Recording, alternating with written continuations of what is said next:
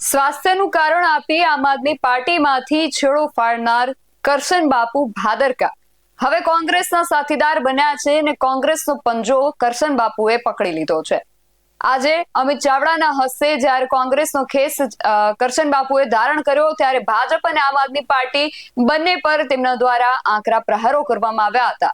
શું છે સમગ્ર વિગત જાણીએ અહેવાલમાં।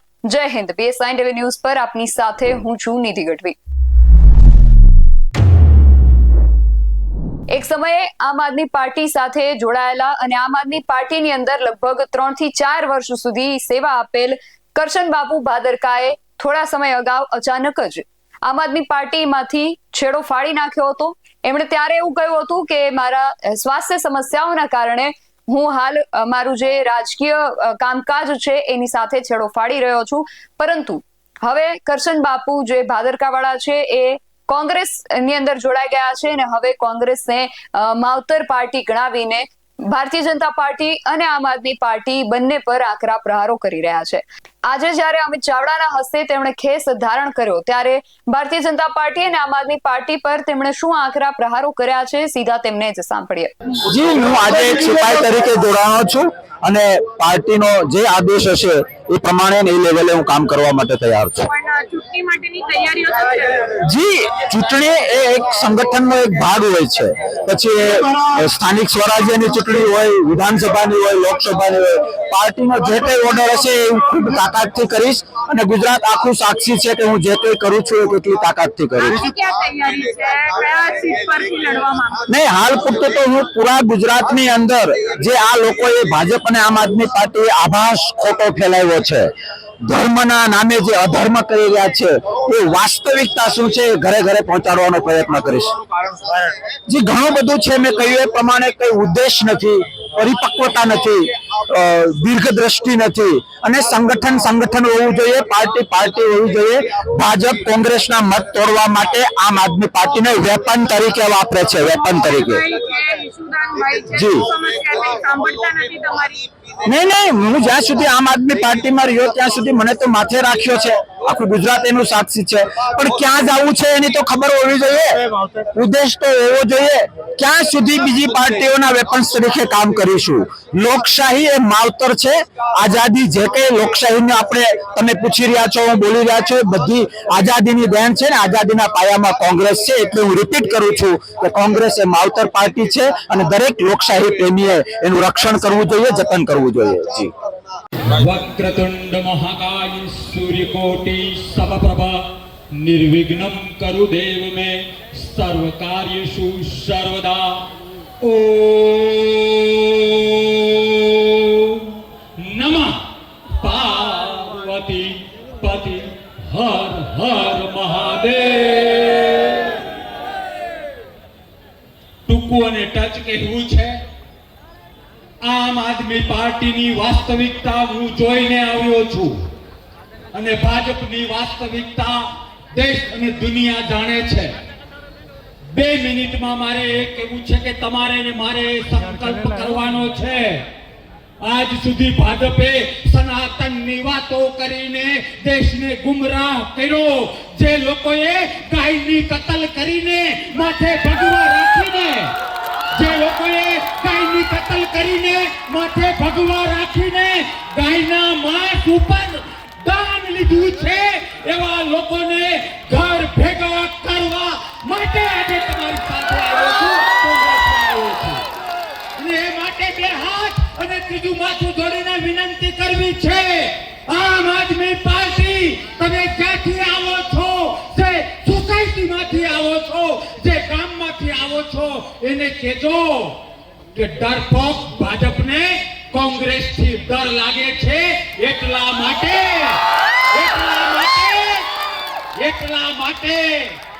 બુઠ્ઠા ચાકાની જેમ ભાજપને કોંગ્રેસથી ડર લાગે છે, એટલે આમ આદમી પાર્ટીને હથિયાર તરીકે વાપરે છે।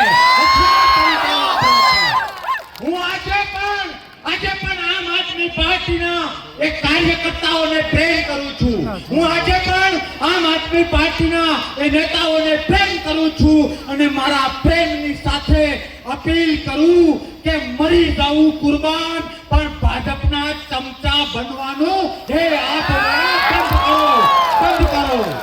વિશેષ કઈ નથી કહેવું, કારણ કે સમયની મર્યાદા છે. મોટા મોટા ભાષણોથી કઈ નથી થતું. અધર્મના નામે ધર્મ કરવાથી કઈ નથી થતું. તમને બે હાથ અને સીધું માથું જોડીને વિનંતી કરું છું કે જાગવું પડશે, અવાજ ઉઠાવવો પડશે, એ લોકોને સમજાવવું પડશે કે સસલાને 1 લાખ વખત સિંહ કહો તો એ સિંહ ન થાય અને ન થાય. એટલે લોકશાહીના રક્ષણ માટે, ગરીબોના રક્ષણ માટે જે લોકો ખેડૂતના આંસુ ઉપર રાજકારણ કરે છે ને, એના માટે ઘરે ઘરેથી નીકળી જવું પડે. એ જ તમારો ને મારો સાચો ધર્મ છે. હા કે ના? ભવિષ્યમાં મળતા રહીશું એ લોકોની વાસ્તવિકતા. આજે મને સવારથી અત્યાર સુધી મીડિયાએ પૂછ્યું કે શા માટે તમે આમ આદમી પાર્ટી છોડીને કોંગ્રેસ જોઈન કરી રહ્યા છો, ત્યારે મેં મીડિયાને કહ્યું, તમને પણ કહું છું, ગામડે ગામડે જઈને કેજો, ઘરે ઘરે જઈને કેજો, આઝાદી એ આપણી માં છે કે હા કે ના? કોંગ્રેસ એ લોકશાહીના એક નાગરિકનું માવતર છે અને માવતર છે. આવો એ માવતરનું જતન કરીએ, એ લોકશાહીનું જતન કરીએ.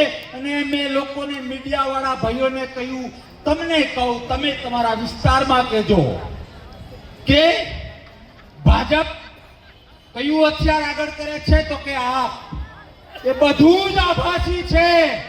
આભાસીના મહેલ, આભાસીનો વિકાસ, આભાસીનું સનાતન, અને એક બાજુ કોંગ્રેસ વાસ્તવિકતા લઈને ચાલે છે. આવો બધું જ સાઈડમાં કરીને વાસ્તવિકતા તરફ પ્રયાણ કરીએ, માવતર પાર્ટી તરફ પ્રયાણ કરીએ. અને પહેલે દિવસે, પ્રથમ દિવસે મારી ચેલેન્જ આપીને હું મારી વાત પૂરી કરું છું. ભવિષ્યમાં જ્યારે તમે આપણી આઈડિયોલોજીને લઈને લોકશાહીના રક્ષણ માટે બોલાવશો, પડકાર કરશો, ત્યારે અડધી રાત્રે આવી જઈશું. પણ એ લોકોને ચેલેન્જ આપવાની બહુ ટેવ છે.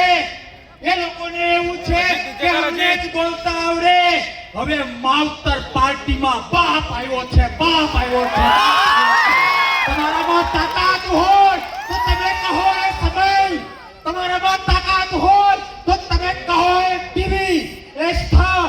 આવો સનાતન શું છે, સાચો લોકશાહી પ્રેમ શું છે, સાચું નેતૃત્વ શું છે, એ પહેલા હું સમજાવું અને પછી તમે સમજાવો.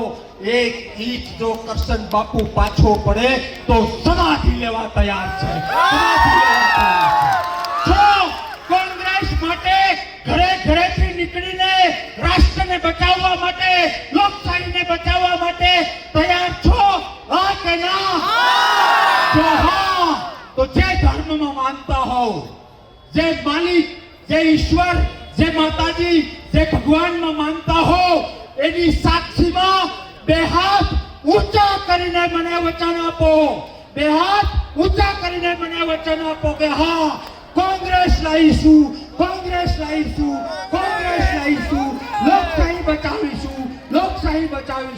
લોકશાહી બચાવીશું.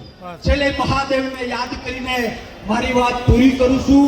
પણ યાદ રાખજો, ભવિષ્યમાં મળતું રહેવું છે અને આ લોકોના દાંત ખાટા કાઢતા રહેવા છે. હા કે ના? ઓમ નમઃ પાર્વતી હર હર મહાદેવ. જય હિન્દ, જય લોકશાહી, જય લોકશાહી, જય લોકશાહી. તો કરશન બાપુના આ પક્ષ પલટા વિશે અને હવે ભાજપ અને આમ આદમી પાર્ટી પર આ કરવામાં આવી રહેલા પ્રહારો વિશે તમારું શું માનવું છે અમને કમેન્ટ કરીને ચોક્કસથી જણાવજો. આવા જ વધુ અહેવાલો સાથે મળતા રહીશું. તમે મારી યુટ્યુબ ચેનલને સબસ્ક્રાઇબ કરવાનું અને અમને ફેસબુક અને ઇન્સ્ટાગ્રામ પર ફોલો કરવાનું ભૂલશો નહીં. બાકી નવી અપડેટ્સ માટે આપ જોતા રહો BS9 TV ન્યૂઝ. નમસ્કાર.